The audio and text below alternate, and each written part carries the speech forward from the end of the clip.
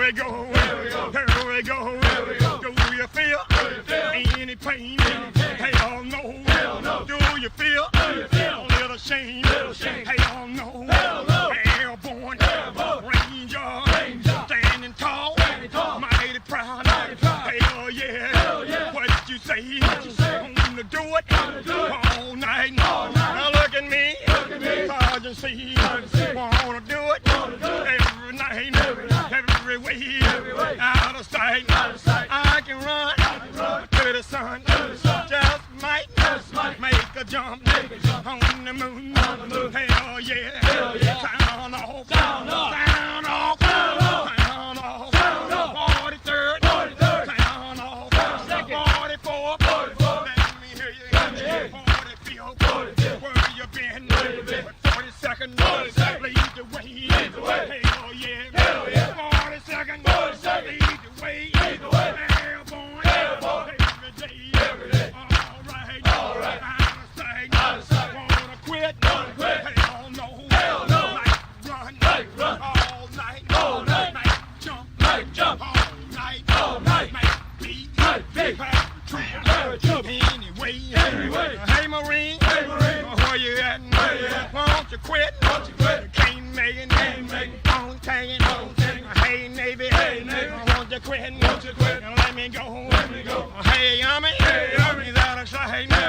Hey Air Force, fly boy, want to crash? Oh my God, let me run every day, a little more.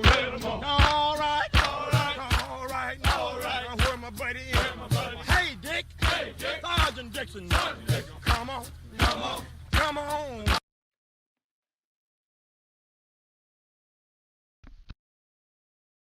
Hello, everybody. Thanks for joining us tonight. Sorry for the delay.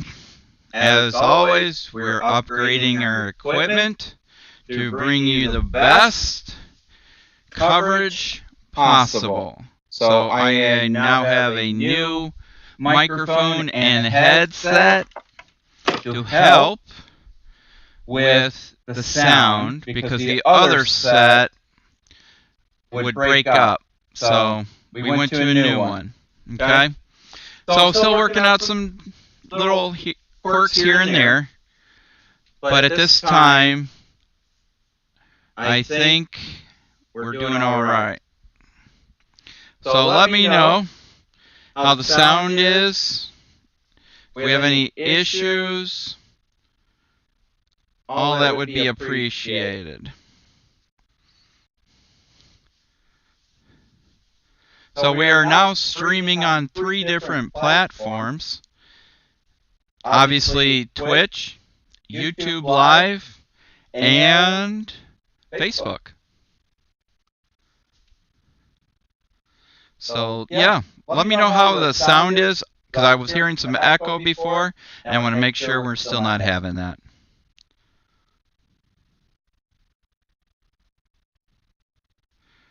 So I got a few things to show off today as we work through things.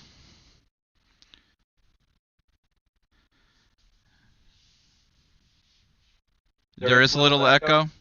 Okay. I shouldn't have any echo. Let me turn off the desktop audio. That's probably why.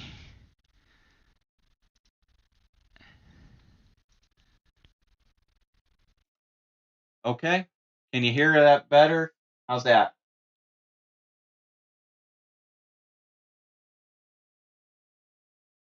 Perfect. Okay.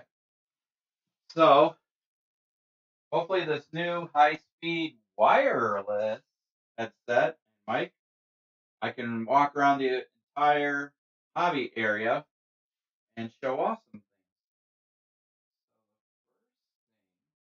So the first thing I would like to show off, get my screen up so I can see exactly what I'm doing. Okay. All right.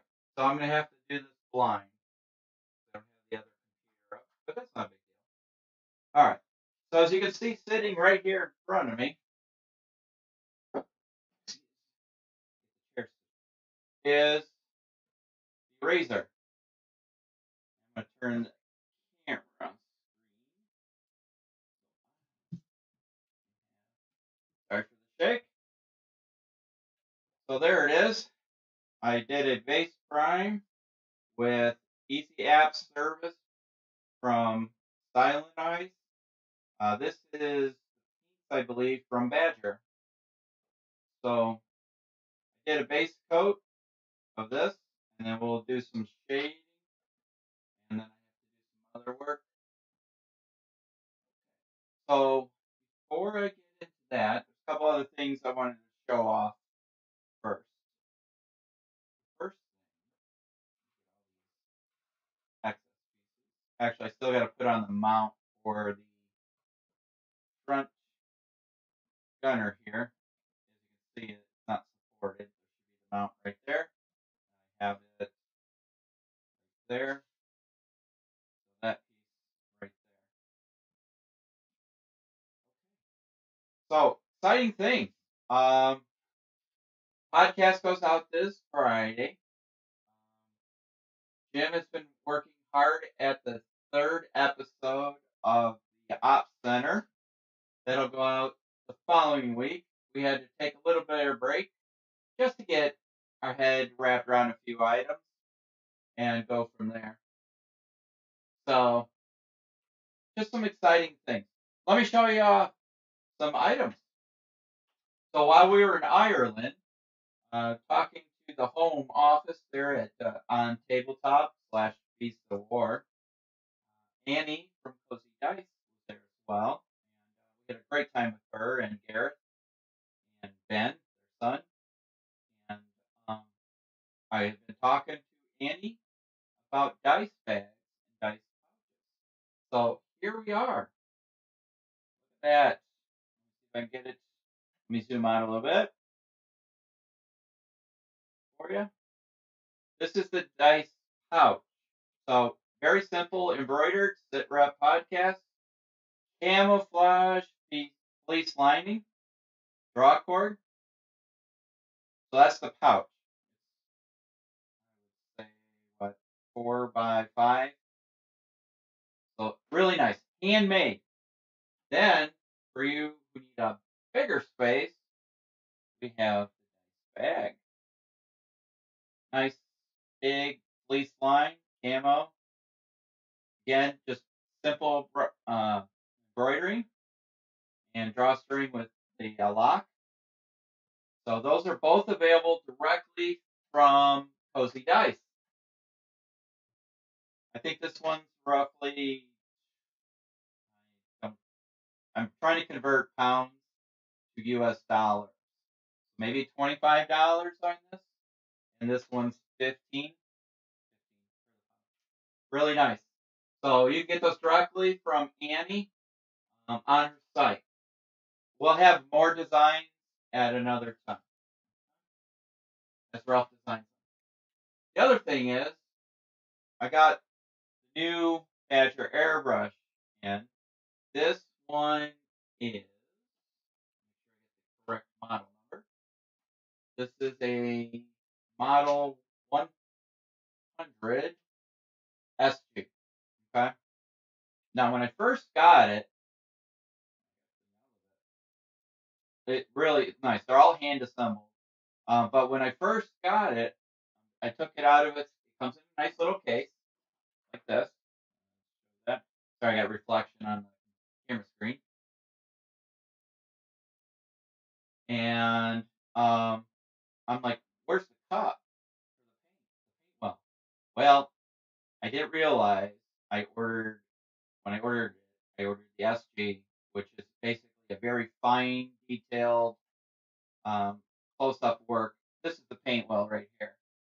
So you would drop in and do your paint. I have a second airbrush coming up, and that one will have the well on it. So I got a new hose with a new moisture trap, quick disconnect, I still have my Iwata right here, which is kind of been my workhorse. It's been abused and used, and it keeps on going.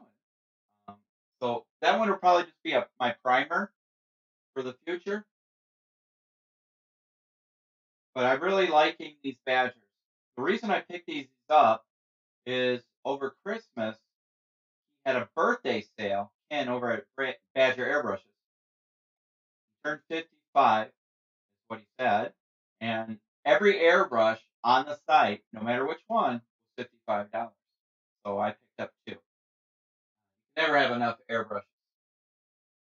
So now we get to hobby tonight. It's been a while.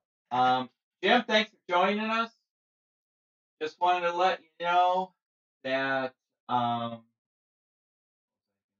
I was just telling everybody, giving a little update on Op Center and everything. So that'll be coming out in a couple of weeks. A week from Friday. This Friday, Sit Rep podcast. Next Friday will be the Op Center. Oh boy, it's been a long day. Jim, do you like the new mic? Here, I'll show you guys. It's wireless.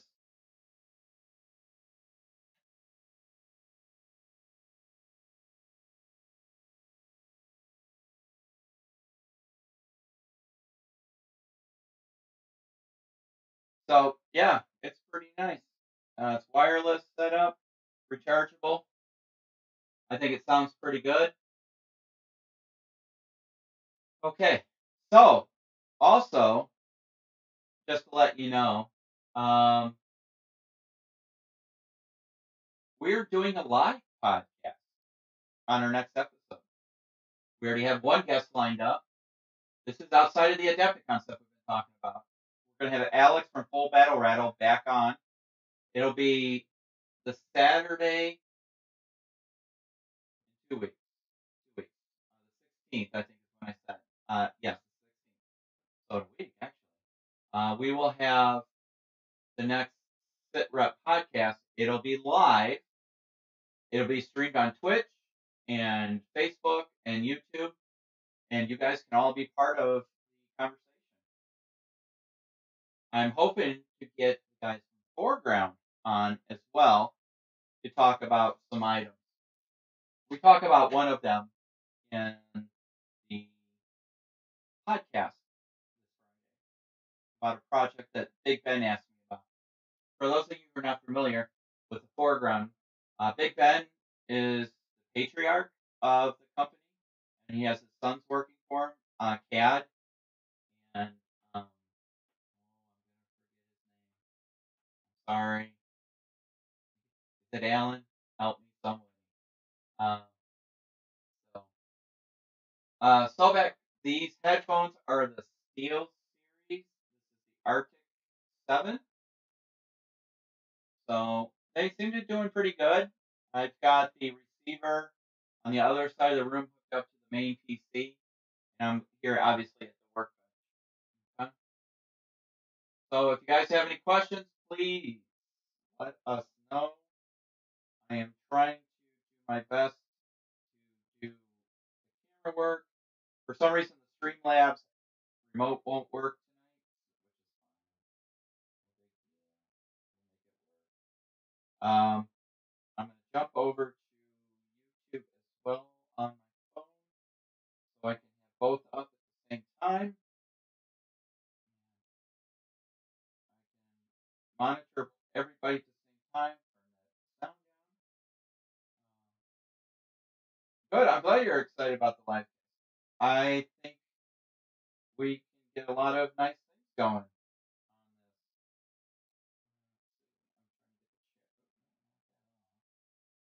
this. Okay, so bear with me if you're on YouTube or Facebook. I can't monitor everything. I don't know, Jim, if you're able to monitor YouTube. I know you're not on Facebook, but we'll go from there. So, if there's anything you guys want to talk about on the live podcast, let us know. All right, let's do a little hobby, shall we? Catch you up. A lot of the hobby I did was not modern. I did Zulu. When I was in Ireland, we played Rorik's Drift in 28 mil. If you've not seen pictures of it, I think I posted a couple on my personal Facebook page. Go to OTT4. They have several posted up there. I'll see if I can post some later. But it was a dream come true. I really enjoyed it. Jerry did a wonderful job with it. And there's a possibility that we'll be playing it at Historicon as well. Speaking of Historicon, it looks like we might be going to that. So definitely be a big representation for SITREP. I think we'll have a great time. All right. So now comes the question. How do I paint this sucker? So I'm going to go ahead and do a second base on this. Grab. I'm going to have to use my Badger because they change out in hoses. Sorry for bumping everything. I gotta set this studio up better. I'm gonna turn on the air compressor here. Hopefully you're not getting too much of that noise. Hey Jim, did you? No, you're not on Facebook. Jim, you're killing it on Facebook. Somebody posted something in one of the groups about USS Oriskany and weathering. It was on the Weathered Models group. And they were talking about how a aircraft carrier truly looks when it comes back from tour. It's not all the time so spotless. Now in the military, as I do, Jim can agree or disagree with me, but I think he'll agree. He was part of the Department of the Navy, even though he was a Marine. They're part of the Department of the Navy. They kept their stuff pretty what's the word? Like,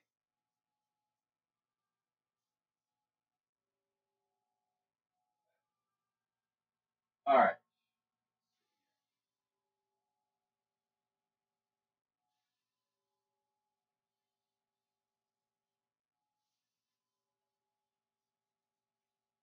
I really like this Badger.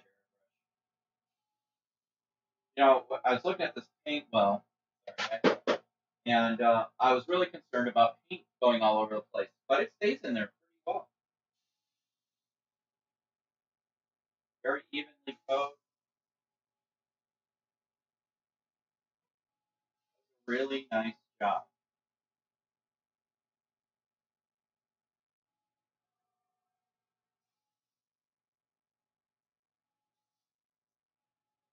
Obviously, it doesn't hold a lot. Very small. But I'm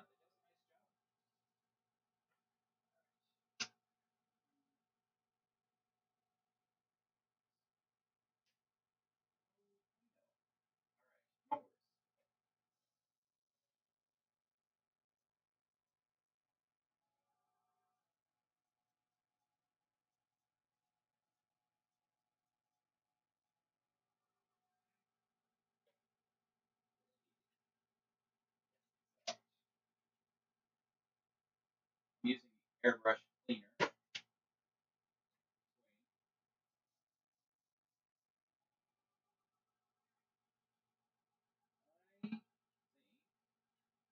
Jim, I need you to do an intermission. I gotta go grab paper towels. They're in the other room.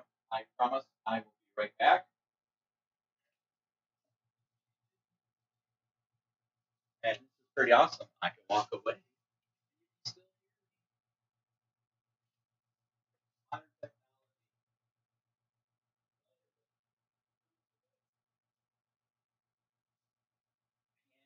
Freaking fantastic. Oh, so funny story. While I'm trying to get my thoughts together. If you didn't see my posting from today, last night I sat down to work a little bit on the mission scenario for our Armed 3 server. you watched the live stream on Tuesday night, by the end of the stream, I wanted to just go flying. So I decided I was going to take an A10 up and go blow something up, or at least waste it with the nose gun. Well, for some reason, I couldn't fly to save my life, literally. And so I crashed and burned. Went up a second time, crashed and burned. I said, screw it. And I went into an Apache, rotary aviation. That's what I'm all about, rotary aviation. So I took that up. I started doing what's called nap of Earth, found the contours at low level. And before you know it, I couldn't get on the collective and cyclic enough, and bam, right into the side of the hill. So I was pretty embarrassed. I was very entertaining for certain people who were watching. We won't mention any names. But then last night, I was on there, and I decided when I got some of the programming done that I was going to take up an Apache again and test some firing. Got the Apache, took off, and got to the target area. Started my gunner. I was a pilot, so the gunner was AI, and he started firing on the target. So we're engaging. I'm trying to do an orbit. Came around a hill, came back over the village, engaging the EMP. And the next thing I know, I take around to the tail rotor. So, of course, if you know anything about helicopters, the tail rotor counteracts the spin of the main blade. So you're on a shaft, you don't have the tail rotor, you start spinning on the shaft. So here I am spinning all over the country. I'm applying power. I'm trying to use the pedals, which obviously control pitch in the main blades and also the pitch in the tail rotor blades. So obviously I have no tail rotor. But long story short is I got it under control, even side flight, and I was able to land back at the airport perfectly. No pictures, no video. Of course. All right. Let's get back to this model. I really like this model. There's a lot of pieces. If you got to see the assembly portion of it, there are a lot of pieces. The roll bar, the brush guard. You got to put the motor in. See that motor in, the exhaust, the suspension, rear brush guard. All that had to go in. It really looks good. The only thing is, I did kind of goof up here. When I put the exhaust in, I glued it into the slot accidentally where the suspension would roll into. So I had to trim this out. So you'll see this one's shorter than the rest of them. So it doesn't sit exactly level. So what I'm going to do is build up a base around it. So it looks like it's kind of on a little bit of a contour. So, all right. So I'm thinking a little pre-shading. I don't know what color I want to do this because the question that came up is, do I want to do this Middle Eastern style, or do I want to do in jungle? Because these are Spectre's SAS jungle, and I don't know if you can see that very well, but I hold it up right. So I did them in camo, almost like a old jungle woodland camo. I camoed their faces. I don't know if you can see it real well in the camera, but they're all camoed up. I thought they turned out really nice. These are really nice miniatures. Really nice miniatures. I don't know. What do you guys think? Should I go desert or jungle?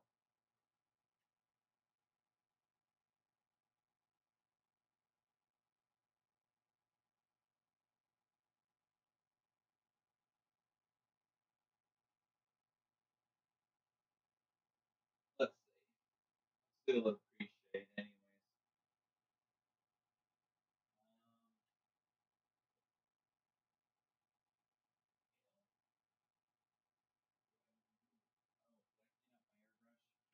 I got talking and forgot to clean it up. Make sure you clean your airbrush out. If you're not familiar with airbrushes at all, they're wonderful tools. But like any tool, if you don't take care of it, it's not good. And I'll be the first to admit, I am not the best when it comes to airbrush maintenance, as I should be, and that's my own fault. I know better. But I'll tell you what, there's one thing that will never, ever be an issue as far as maintenance is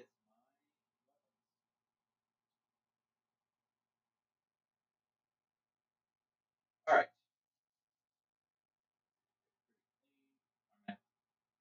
If you don't have a ultrasonic cleaner, definitely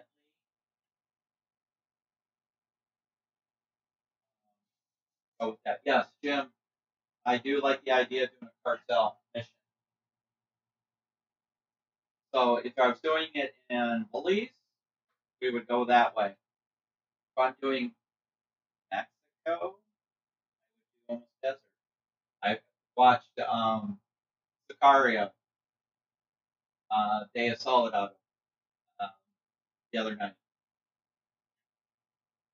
Right now, I'm kind of living the single life for a little while. Dawn, unfortunately, is away. She's been gone since the day we got back from Ireland. Her mom is very ill and has been in hospice. So she's been there with her while I maintain the house and the animals. So pretty much get to watch all those movies I normally wouldn't watch just because I don't want to bore her. You know what? I think I'm gonna just stay with desert on this one.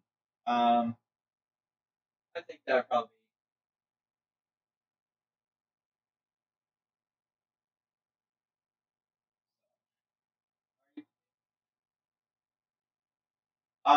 All my stuff would be probably in game.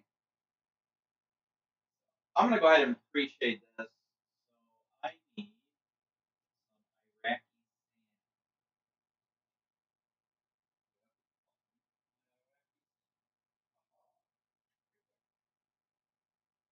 Now, for those who are not familiar with airbrushes, thin your paints.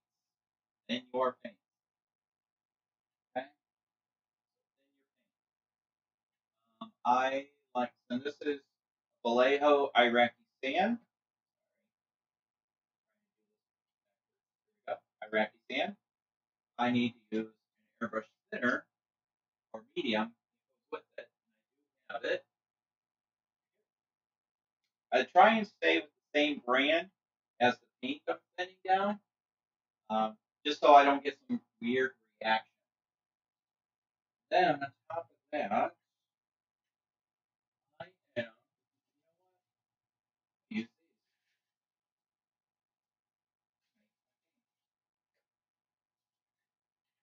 I have a bag of rubber bottles that we got for another side project, our scuba business. We make our own default called Shark Tears for your mask. So this way I can keep this.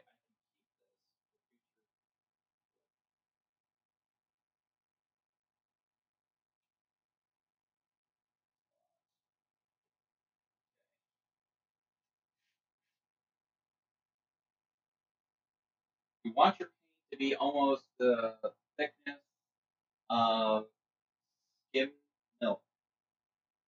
Make sure you mix it in real good.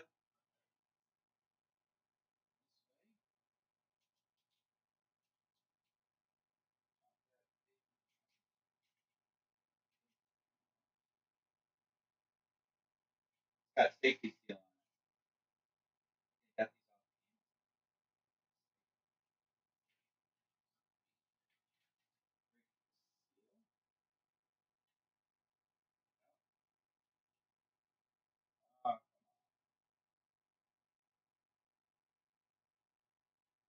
I really got to crank down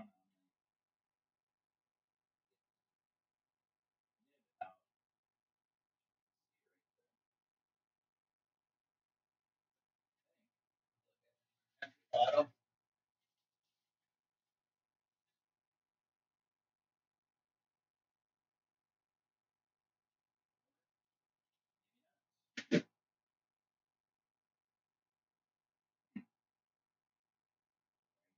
Well, droppers. Oh, dude. There else.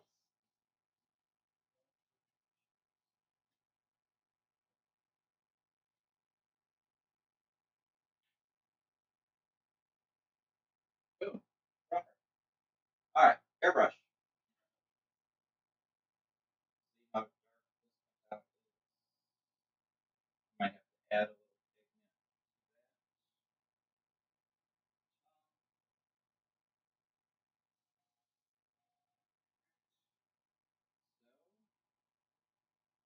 So I'm gonna turn down my airflow a little bit. I don't need it that strong.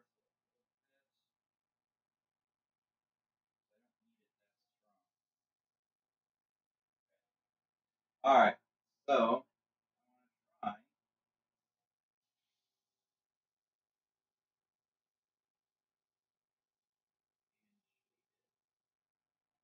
try out. Yeah, got the thing with the new airbrush or any airbrush, you want to learn control, finger control,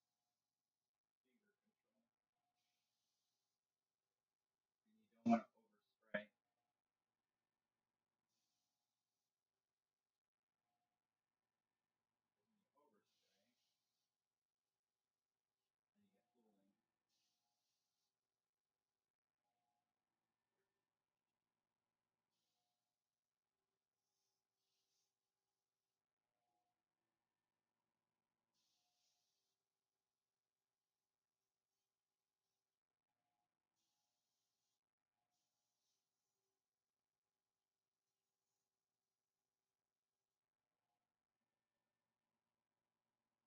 Just trying to put it in the recessed areas or wherever you think shadow would be. And I'm going to build upon this Iraqi sand. A little more flesh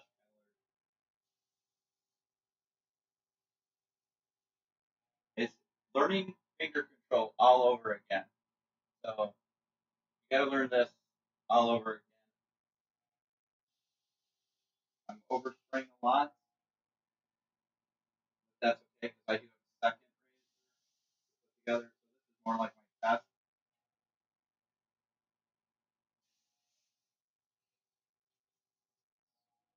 All right. So I'm going to add.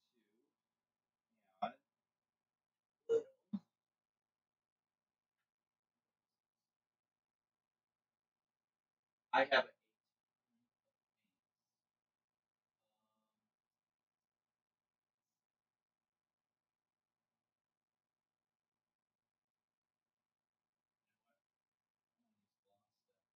I have a ton of paints that we use here in the studio. I have some Vallejo Air.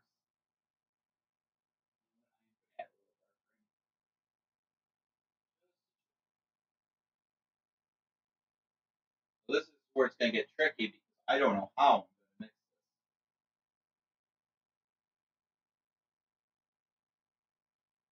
Well, if you want one of those dice bags, reach out to Andy at Cozy Dice. She'd be more than happy to get one made for you. She makes them on demand, so if you need it quickly, you need to let us know. She can make you one. If we could hit, I'll tell you what. Here's a mission. You guys help us out, and we can hit 200 subscribers on our YouTube channel. I think we're at 140. What are we at, Jim?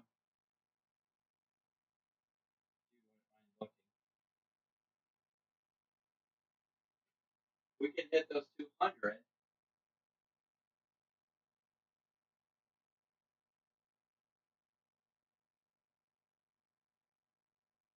what are we at? Yeah, if you look on the Sit Rep Podcast YouTube channel, find out how many subscribers we have.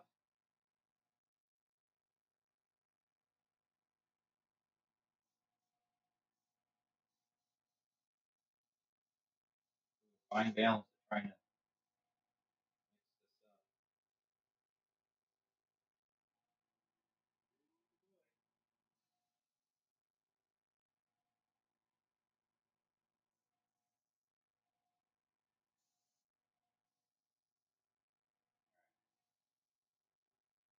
That's darker now. Okay. So if we can hit 200 subscribers on YouTube, I will send a lucky winner a set of the dice bags.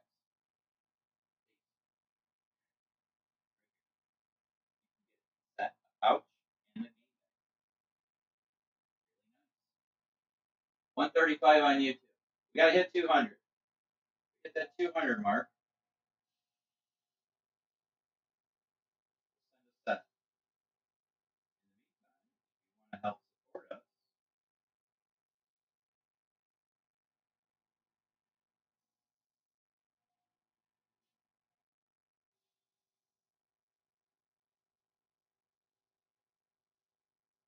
tell your friends.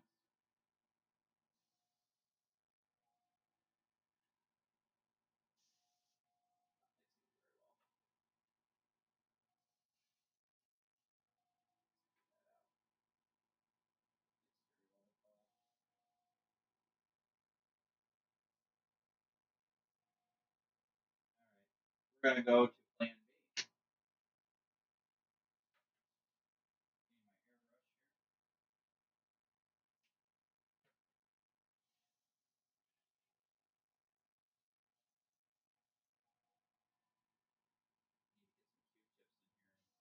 I was saying, if you got an ultrasonic cleaner, definitely use it on your airbrushes.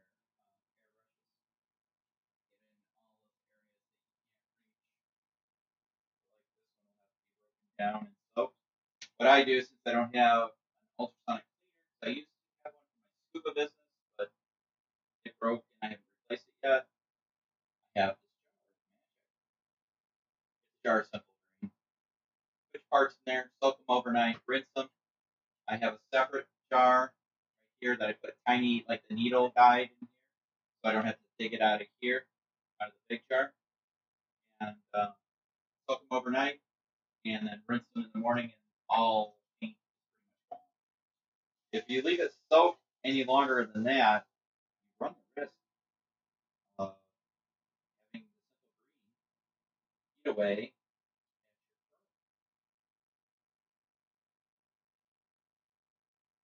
Yeah, there are a ton of parts on here, but they're good kit.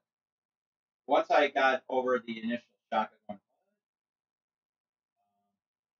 it was nice, real nice, and the instructions on Spectre's website definitely help. All right, so I am going to go. I need to still appreciate. You know what I'm going to do? I'm going to turn the airbrush off. I'm going to go shade. Military shader. No. Light tone. Do I want to go light or medium?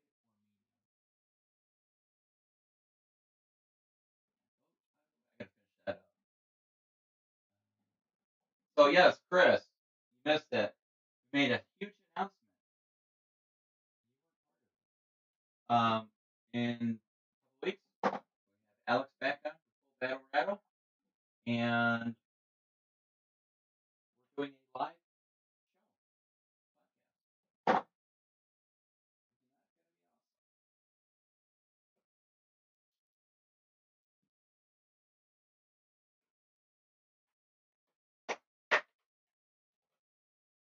I gotta finish the Humvee.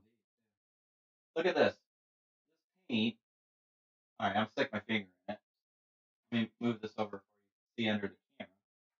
This is my wet palette. Nothing special. It's a Cartier Press white palette. But the paper is from our friend Radagast over in Europe. He gives them out at boot camps, and they work really well to the point where the stuff's still wet. And I have not touched these paints since January, and they're still wet. Amazing. So his paper is really, really nice. So I'm going with a brown, mid brown. I'm going to grab a set of my brushes here. And I'm using Games and Gears brushes.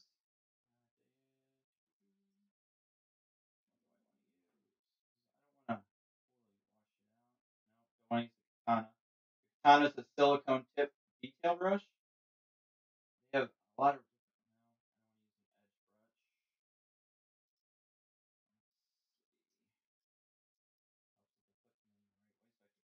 No, I don't want to use an edge brush. Helps with the put them in the right way so I can read what they are. Those are dry brush. Yep, paint stayed wet for over a month. Isn't that amazing? And I did replace the sponge that came with the wet palette with just regular kitchen sponge. You can put water in it if you want. A drop of bleach will prevent the sponge from getting moldy.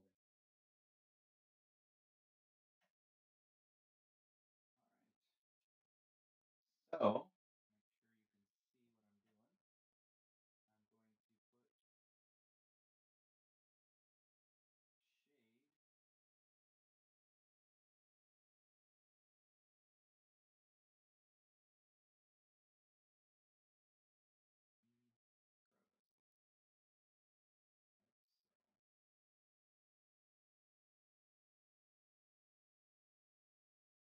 I thought about just doing overall application.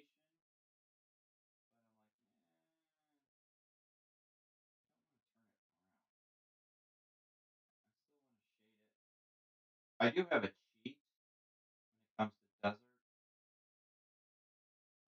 I have pigment powders.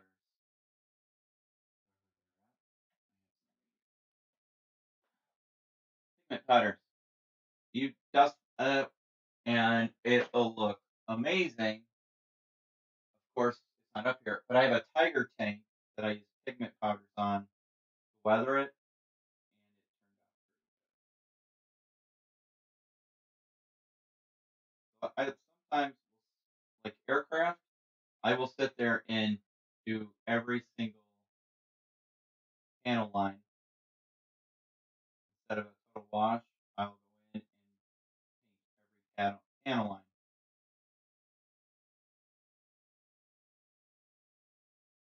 It just depends on what you're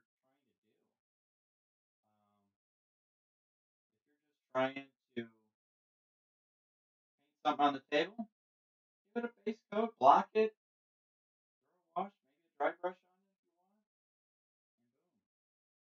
want, and boom. You don't have to go all out on it. Do what makes you happy. So many people get caught up in, oh, I've got to paint this standard. I can tell you from an example, was trying to paint like Angel Heraldez. When I first started getting into different miniatures, I like Infinity as a game. I like the ARO, the automatic reaction order, where basically if you see an enemy moving, you can activate one of your units to counteract it. I do like that.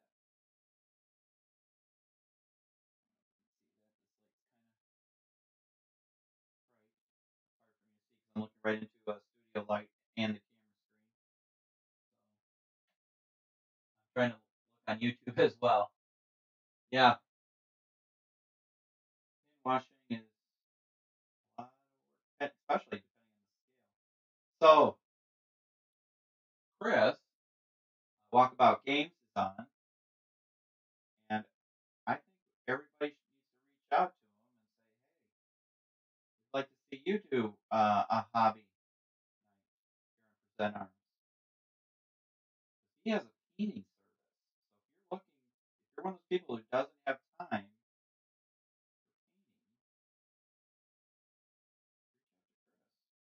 reach out to him on our Facebook page, or you can do his Walkabout Games Facebook page.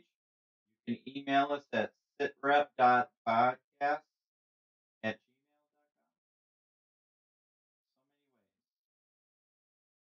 Modern technology at its greatest.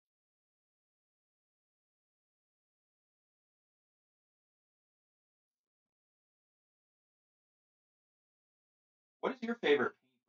Do you have a favorite brand? Are you a Winsor Newton person? I have a few friends that all they will use is Winsor Newtons. I truly do like a natural fiber brush. Kolinsky Sables, definitely.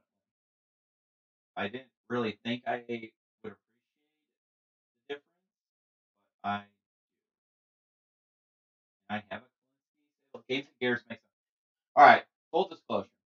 Games and Gears does not pay us to use their brushes. I do know Sam, the owner of Games and Gears, and he does give me brushes, full disclosure, to use, to test out. I really like them. I like the metal handle. I like that they, go into themselves to protect the bristle ends. Some people don't like them. That's fine. Some people like Games Workshop brushes. I personally don't. I don't think they hold their point. I bought a couple, and I was not really happy with how they performed. You know, some people say a paintbrush is a paintbrush. That they will go to Hobby Lobby and buy a bag of $10 paintbrushes and be happy with that, which is fine. Whatever works for you. There's too much other stuff to be judgmental about. Hobby should not be one of them.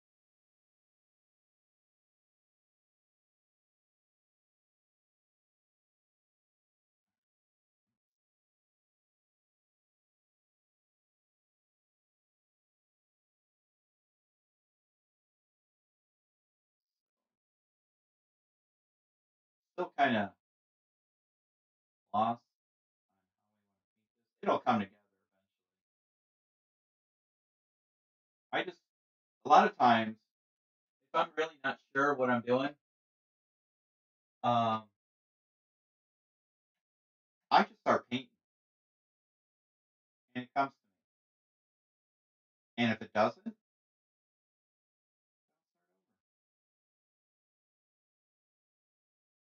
Just paint lightly. Don't overdo your paint. I think we all started out of that thing where when you first started painting, you wanted to slap down a good slathering of paint and coat it real well. Like you're painting a fence or something. So as a kid, our dad used to make us, help paint fences and barns and things. He was famous for when my friends would used to come over like during summertime, we'd be working on a project, he'd con them into helping. And then they go, oh, I gotta go to work. You guys keep up the great work. And he'd take off. And we got stuck doing the rest of the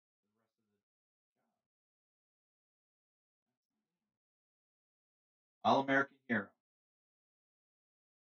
He literally was. He was a helicopter pilot in the Army for many, many years. When the 12th Special Forces Group was still active, it was a reserve unit. He was the flight operations officer for the 12th Group. So they did a lot of that sneak and peek and stuff. I grew up in the Army. I was an Army brat. We lived at Fort Rucker and Fort Riley.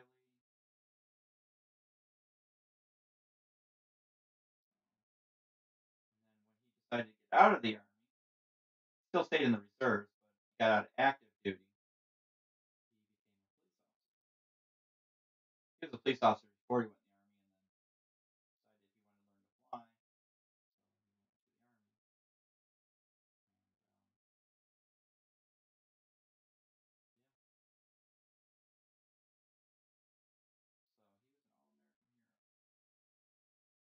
funny story is when I got to the 82nd, when I was in the Army, you meet your first sergeant or in your CO, and I walk in, report to the first sergeant, and here's this very wise, older person. I was 18 at the time, so everybody seemed old to me. And he looked at my 201 file. 201 is the personnel file. I don't know if it's the same thing in the Marines, but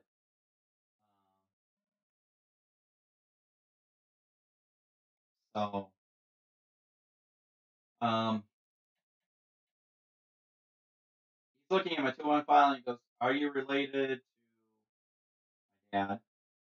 Yes, yes, sir, sergeant. You know, I did a lot of missions with your dad. Son, I can never get away from that man. He was a living legend. I swear, everywhere I went, whether it was law enforcement related or military related, he was there. Everybody knew him. Living legend.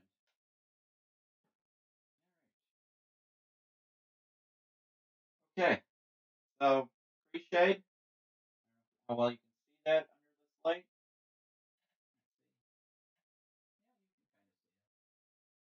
All right, so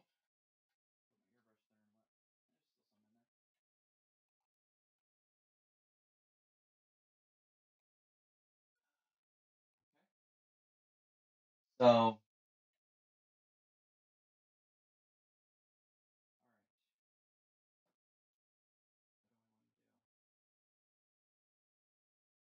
I need some suggestions.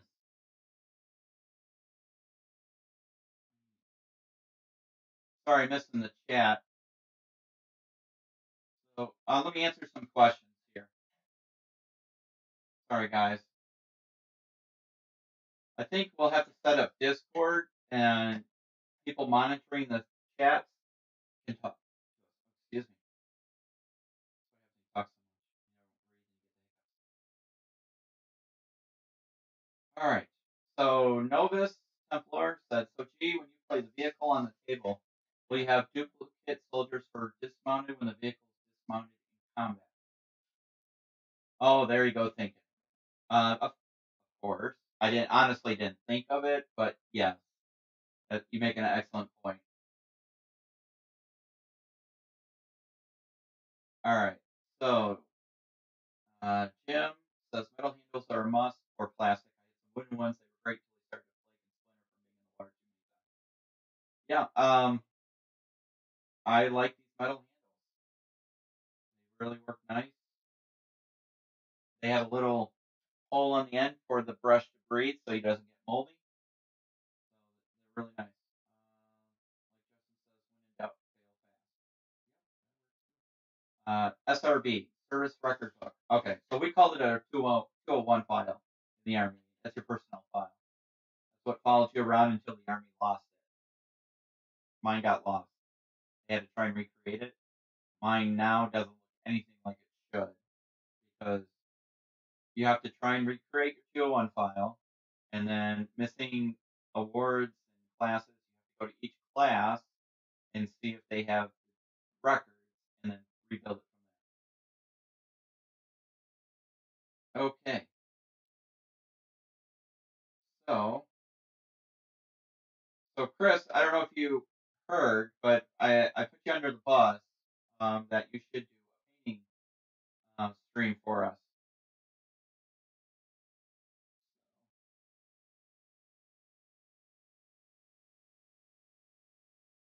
Since you have your professional painting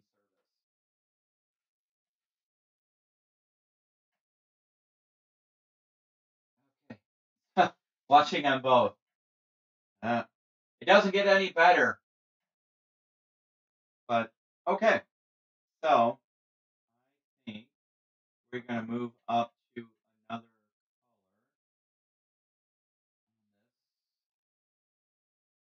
I need to start blending these colors in.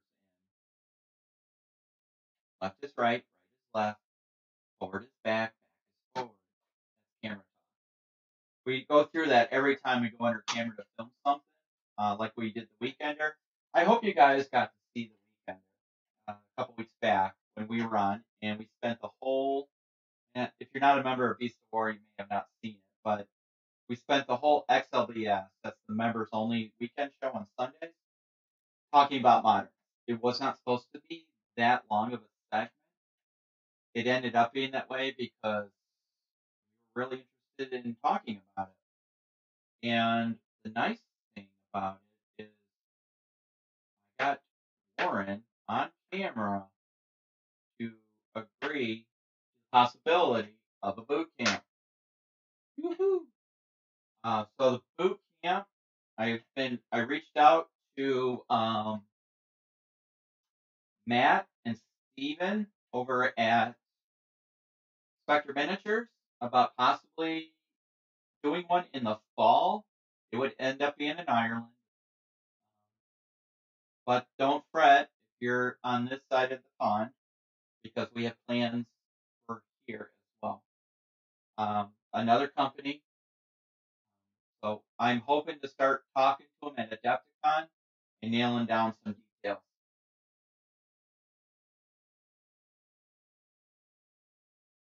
So, Chris, that means you're going to have to travel to Chicago. Yes, he was talking about a boot camp in Ireland. If it's associated with Beast of War OTT, where we would use their studios, then yes, it would be Ireland. If it's a SitRep podcast only, it'll be here in the U.S.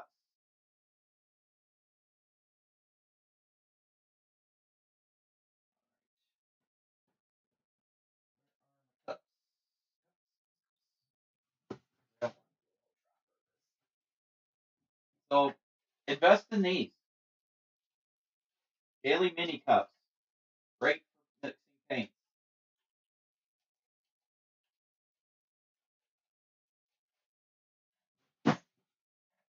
That way you can take the paint, throw some in there.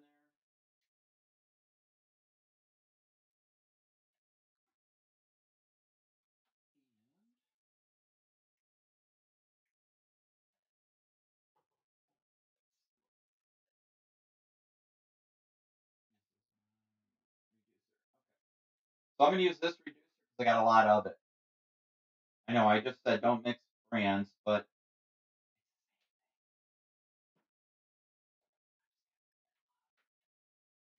boy, this might.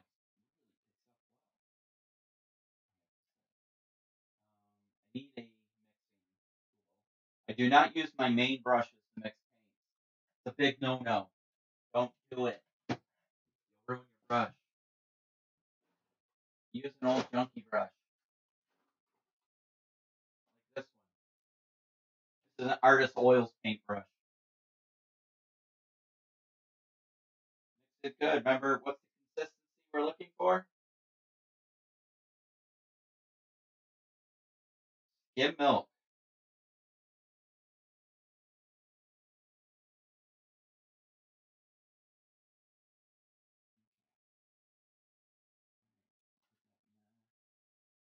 Brush.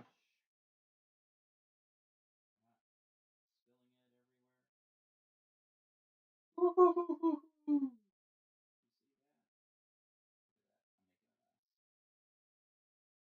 That's me.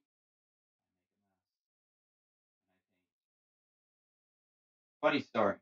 Not related to miniature or gaming at all, but it's a very funny story. And it proves my point about I'm a disaster sometimes. I was painting a barn. Actually, it was a chicken coop. We had moved out to a farm. We had these. I want to be a farmer thing. So we moved out to this old farm, and we were reconditioning the chicken coop. So I borrowed my dad paint sprayer, house paint sprayer. You know, the one you can put like into a bucket of paint, and air compressor, and it's a big gun, so you can cover a lot of area. So I had this thing, and we're using it to paint the barn and the chicken coop. So Dawn had to go run for some extra paint or something. While it was happening, I'm painting away, and all of a sudden the pump, I don't know, got a clog or something in it. I tried to fix it, and then I started painting again, and the pressure built up, and the hose blew on the feeder. I was covered head to toe in red barn, and not funny. Other people thought it was funny. I did not think it was funny. So I'm using, put it away, scanner to try and blend some of this in. Gently.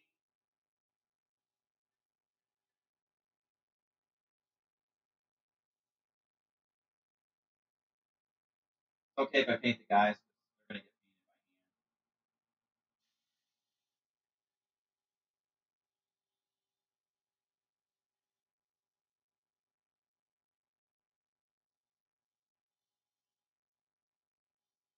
As long as I don't paint my phone as I'm watching the screen.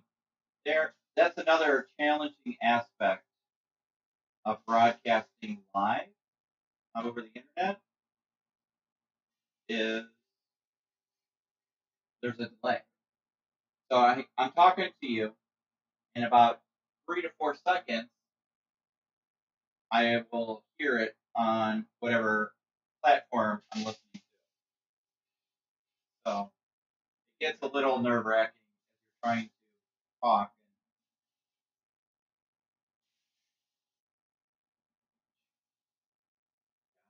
Gotta be gentle, easy. Okay? Well, you can see that. Don't worry, we're gonna dirty this thing up like nobody's business. Just be gentle.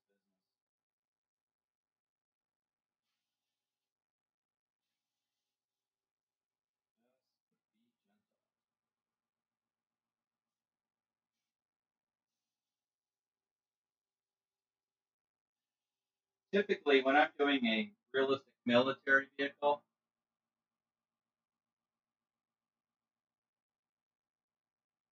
and I will get a reference photo.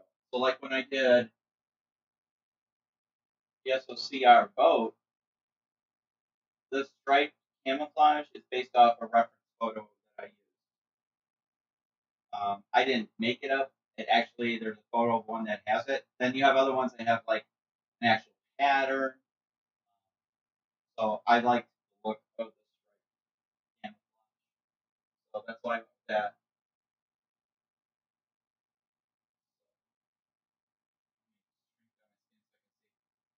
I use a paint sprayer like Nova says. I use a paint sprayer like salt cavern walls underground where I work. Work in a salt cavern? Is this a you process salt, or is it used as storage?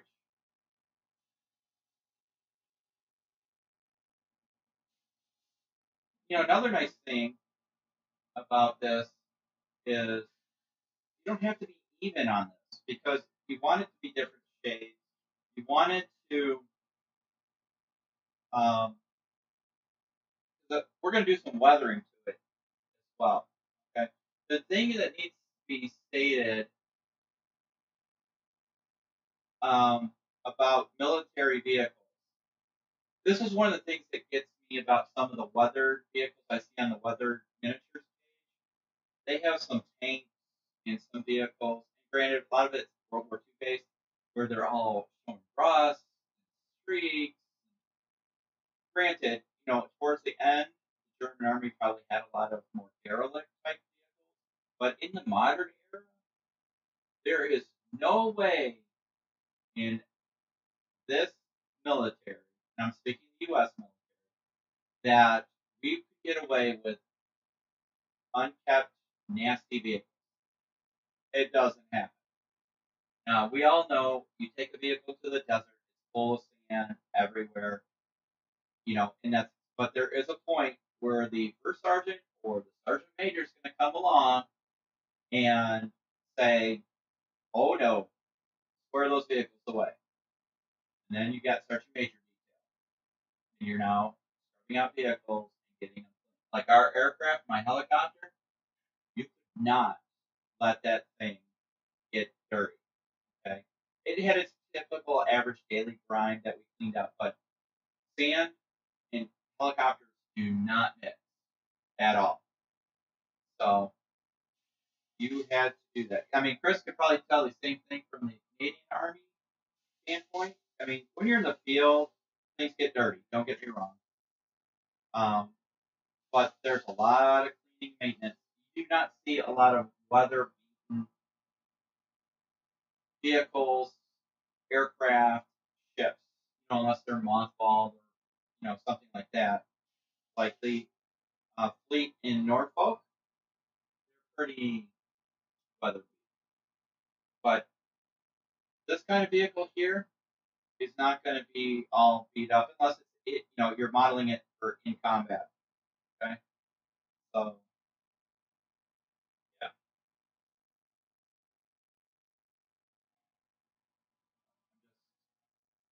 just adjusting it.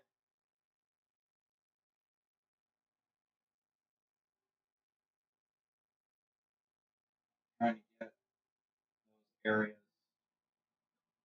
coming along, coming along.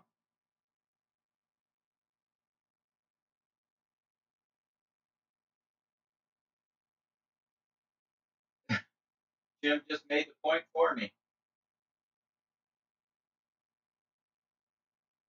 I mean, if you want to do like in battle type thing where it's dirty in the moment, that's fine. But you're not going to find vehicles full of rust and disrepair.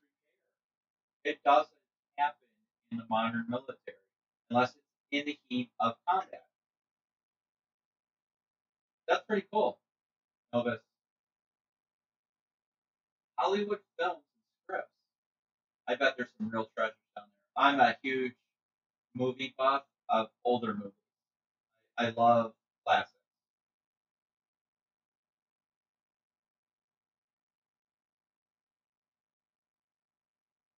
Right.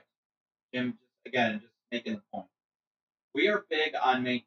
We have what's called PMC, preventive maintenance. We're always doing preventive maintenance. And when something's in disrepair, it gets fixed or it's scrapped and salvaged to fix something else. It's only in the heat of battle stuff go damage. And those supply pukes, they're all about accounting for every nut, bolt, part. You know how hard it is to try and get requisition for something to fix your stuff sometimes?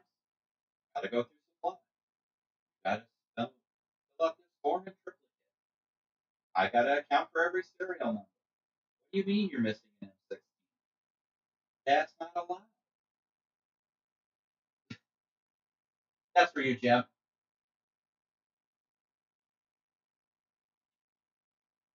No, the military takes missing weapons extremely serious.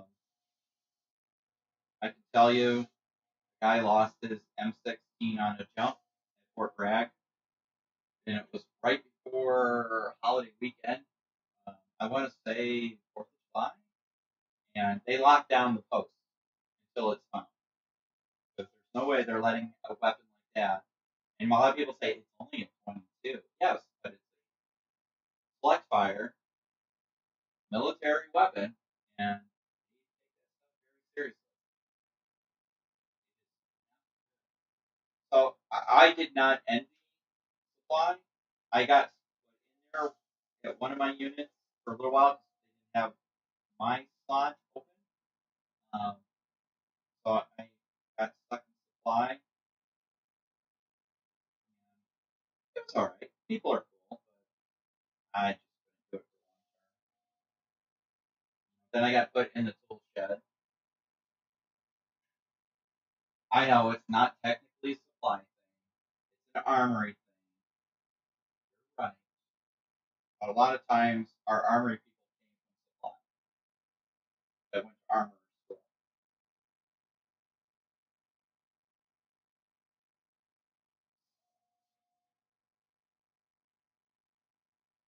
Right.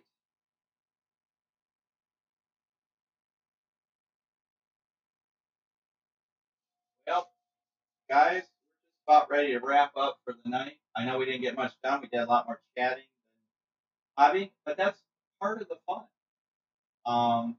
Is really, chatting with everybody and having a great time. It can't be all about the work. There has to be a social interaction to it. So I got to clean this thing. I'm gonna tear down my airbrush, get it soaking.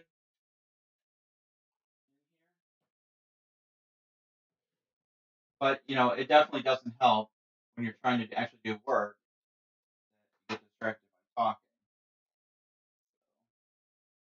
that goes in there. This little nozzle here, spray nozzle.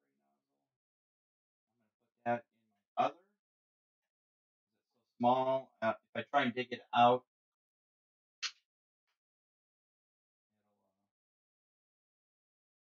when you're taking your stuff apart,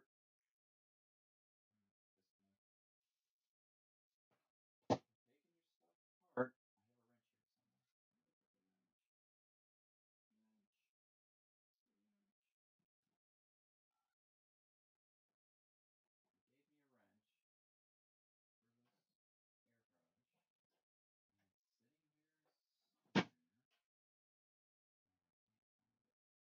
Multi-tool.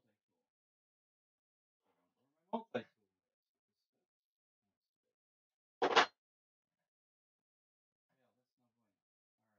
Find my wrench. Give me a wrench to go take this, break this down.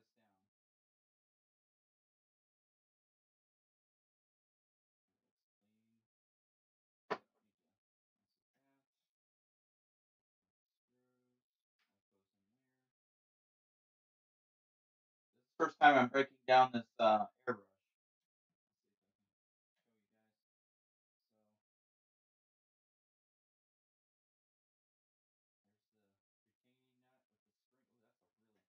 Delicate spring. A lot different than pull the needle out. Now that gets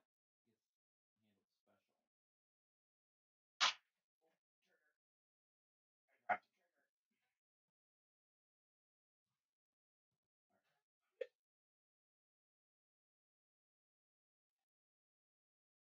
a different setup. Definitely different setup than my Iwata.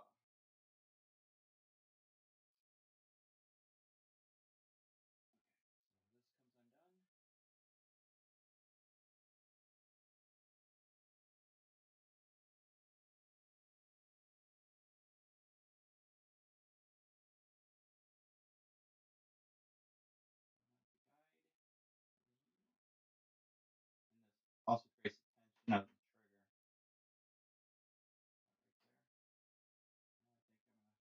Leave that attached. Parts that's going in there. So here's this right here. All the little parts. Lid that up. So now here's the needle. Okay. What I'm gonna do is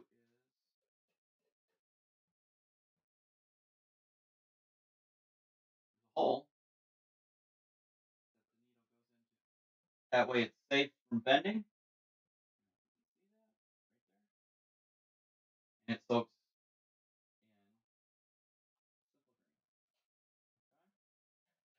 in. All right.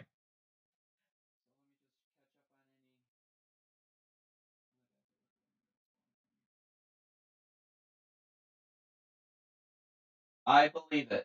Crew chiefs have a thing about it depends. Like my aircraft, my Blackhawk, when I signed off on it and the pilot came out to it, it was always ready to go, top notch, maintenance stuff, no issues. And the thing is, the pilot knew whose aircraft it was. He may get to fly it, but it was my aircraft. At the end of the day, I'm the one who puts it back together and makes sure it's maintained. So yeah, there are some things I'm really up and on. Like my clothes in the closet have to be all facing the same way, 2 fingers apart. I'm not as bad as I used to be on that. As I get older, I get a little more lax. But it's those kind of things. I have a mat with a side tray that I break down my airbrush on so that all the parts don't roll off the table. That's a great idea. I've been looking at getting a neoprene mat. You can get them, and it's one of those things I definitely need to get together and get done with. I do really think it's a pretty good thing. So we didn't get much done on the Razor. Right? I got a base down. I got some shading down. Once we get it weathered up and finish painting and get the guys painted, it'll definitely come together. So I do appreciate everybody's time on our live streams. And we really do appreciate everything that you guys bring to the group. We do this because we love this genre and we have a passion for presenting quality material where we think others have not been able to do so. And there are some other good ones out there, but we wanted to put our own little twist on it. Several of us are military veterans, and we like being able to take some of that and put it on the tabletop. And so we want to thank you, everybody. And just as a reminder to everybody, our podcast goes out this Friday. And then Jim's Ops Center will go out next Friday. And then I believe that Saturday is the 16th, we will be doing our live podcast. It will be at 11 a.m. It will be daylight time then for the United States, so Central Daylight Time,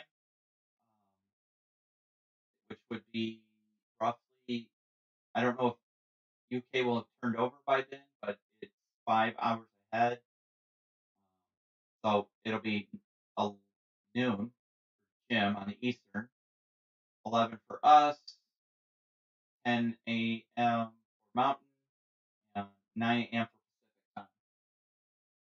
So, are you guys on Discord? I didn't even bring up the Discord. I totally forgot about it. So I'm glad somebody's on top of this. But thank you guys.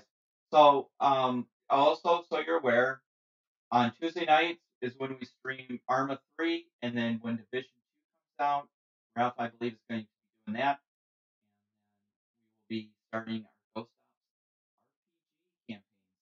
If you're interested in doing a little RPG in, definitely reach out to us. And I think we need a couple more players. We want to make sure we got enough based on time zones that we can, run a mission. I'm not exactly sure how Ralph's setting that up yet, if it's going to be a one-off mission or continued campaign. Will there be more posted on the SitRep channel on OTT on the live cast? Most definitely. We'll get stuff out on all avenues of social media. I'm going to work on this week on ironing out all of the things how we can get you guys involved in real time on that. So we want to make this as interactive as possible. I still got to get a hold of Big Ben on Foreground to get them out there as well. Also, if you are interested in any of their cool merchandise, t-shirts, coffee mugs, go to zazzle.com/sitrep. You can get yourself a mug for your morning glory, your go juice, whatever else you'd like to call it. And also, yes, Jim, thank you for reminding me. We're going to be doing modern wargaming.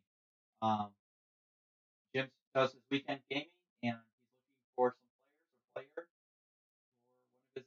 It's done via webcast, web GoToMeeting, I think it is, and it's streamed live on Twitch for people to pop in and out. some of those games take hours and hours to play. We don't expect anybody to watch for that much time, but if you like to pop in and out and see what's going on and be part of the chat, you can do that as well. Yeah, reach out to Jim. And then last but not least, we are also on Patreon. If anybody's interested in supporting us, we have several people. Dennis, I'd like to thank Dennis. And let me get my list up. I want to thank our producers most particularly. It's very important that we acknowledge our producers. See, again, I need an assistant to be doing all this for me. We want to thank Dennis. He's our first sergeant producer. We want to thank Dylan as a first sergeant producer. And I want to make sure I get everybody. So let me make sure I got our Patreon here. I want to say Michael is one and two. And then we have the anonymous one as